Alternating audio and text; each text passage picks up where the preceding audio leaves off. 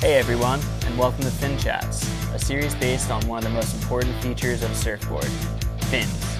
And if you dig this episode, please hit that like button and don't forget to subscribe.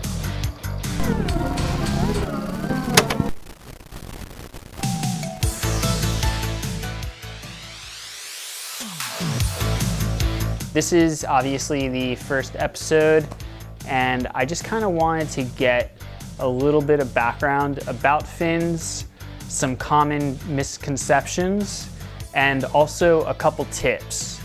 When I was researching for this whole episode itself, I came across an article that stated for every foot of a surfboard, an inch ratio should go with the fin.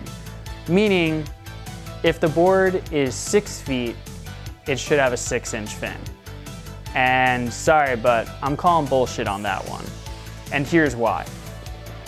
So as you can see, I have 4 different tail templates, and they're all different widths. This one's the widest, this one's the narrowest. The way that you want to measure a fin is you want to look at the width of the tail. And the reason why is, if you've ever done this before, I'm sure you can kind of like relate to this one, where you go for this crazy bottom turn and the whole board just slides out. There's a good reason for it. It's because your fin is not staying engaged. So, great example is this 6'4". This board's 6 foot 4 inches, but the tail is so wide that it needs a 9-inch fin. This fin needs to stay engaged in order for you to do a proper bottom turn. And it's the only way that you're gonna be able to keep this board from sliding out. Now, that goes in a different direction as well when we're talking about gliders.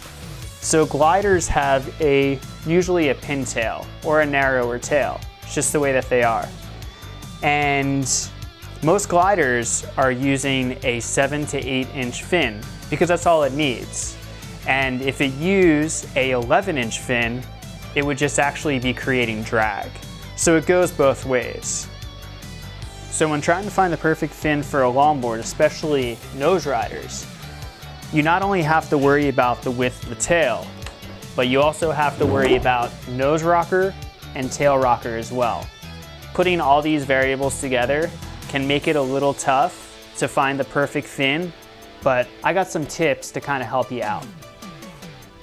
So all of these tips that I'm about to give you are kind of more inclined on single fin longboards and or single fin surfcraft in general.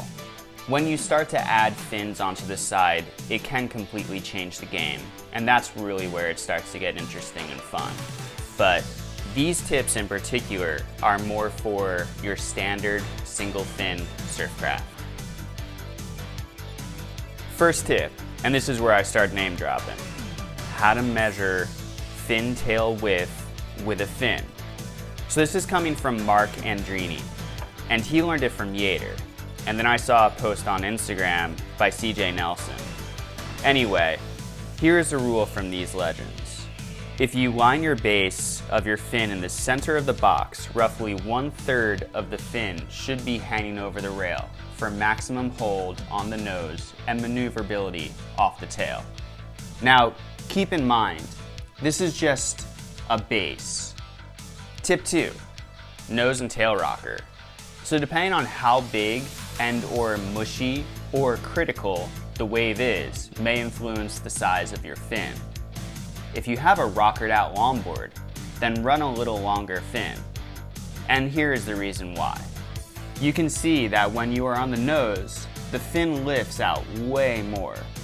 So if you ever get that lift nose ride, then the tail slides out, most likely the reason why is because your fin isn't big enough. If the waves are mushy or kind of powerless, you may want a smaller fin. It will take away drag. Plus, you'll be able to turn a little bit easier, move around the wave more. Just in general, gaining more speed and surfing more area of the wave. If the waves are critical, big or small, I always suggest a bigger fin, just because the wave is more powerful and your board is working less. If the waves are more powerful and critical, I suggest not only a longer fin, but also a wider fin in general. You're gonna want all the hold you can get. Tip 3, fin placement in the box. I usually start in the middle and go up or down depending on the fin. If you're looking to be able to maneuver easier, then place the fin further up, and it will help you also be able to turn more from the middle of the board.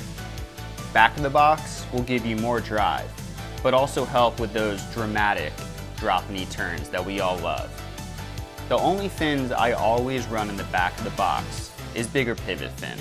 Reason why is if I'm going to be running a pivot fin, I am most likely riding a designated nose rider. In that case, I am looking for hold on the nose and drive so I don't get kicked off the back of the wave. To the exact opposite of what I just said, if you're riding a big parallel board and having issues initiating turns, then try a more tapered fin. And that's where sometimes the Greeno template comes into play.